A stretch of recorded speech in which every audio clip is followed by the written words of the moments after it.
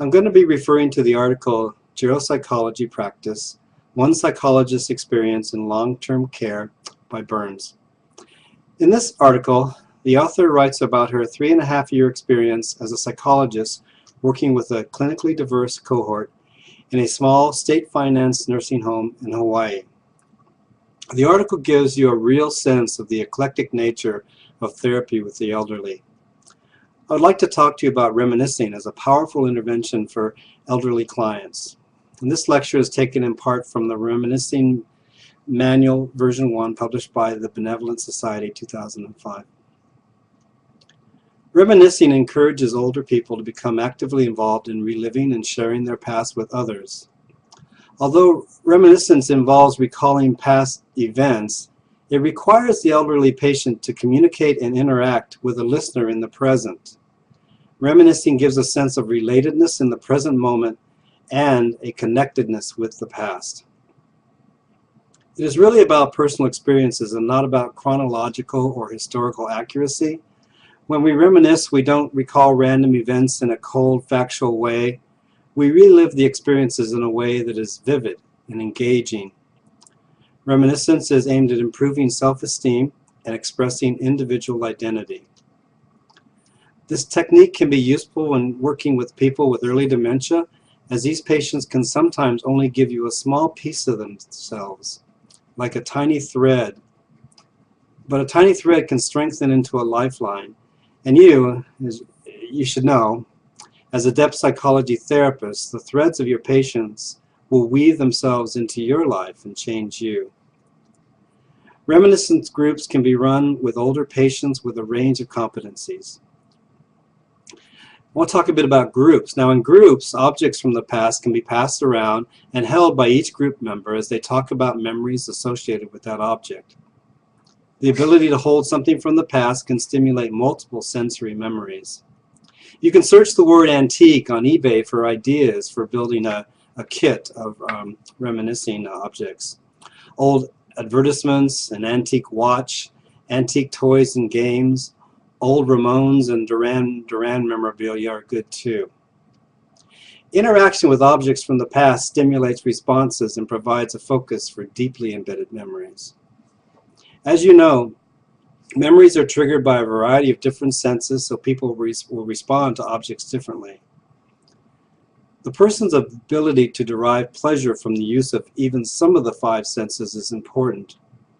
Activities mediated through visual and tactile modes can help a client with dementia in orientation, in feeling safe, and in stimulation and enjoyment. Deterioration of other senses can result in touch being one of the only nonverbal types of communication that can be fully perceived. If elderly people are not touched, they can lose touch with the environment. Touching is so important. I think this idea is the true origin of the phrase, losing touch with reality. An agitated older person will often relax when someone sits and holds their hand and talks to them. Reminiscing can bring up difficult, sad, or distressing emotions, as not all memories are positive, so it's important to check in with the person throughout the reminiscing experience. When closing the reminiscence, make sure the activity has a formal ending and that the person knows that the reminiscing is coming to an end. Check that the older person is not left thinking about a sad or distressing memory. If so, you can walk that person out of the memory into another and stay with the person a little longer if needed. Some themes that you can use for opening up the exercise: where were you born? Where did you grow up? What was your mother or father like? Tell me about your childhood home. What were some of the childhood games you played? Your childhood pets? Your town growing up? Childhood songs, street games, family life? Sundays? What were Sundays like in your family? Toys and treats, favorite food, heroes, radio, music? Turning 21. Who taught you how to drive? Love, marriage, work, special friends, hurdles, heartbreaks. This is a wonderful article that really gives you a true sense of what it's like to work with this population. I would like to point out one passage.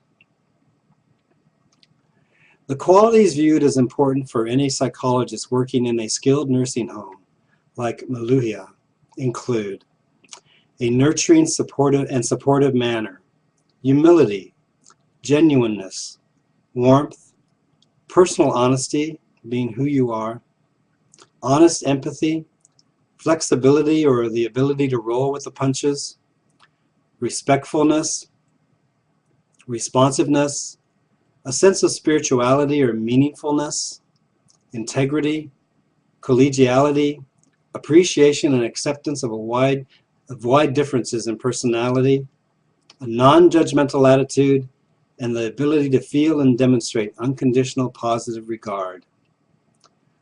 I think this is wonderful advice for any psychotherapist working with any demographic.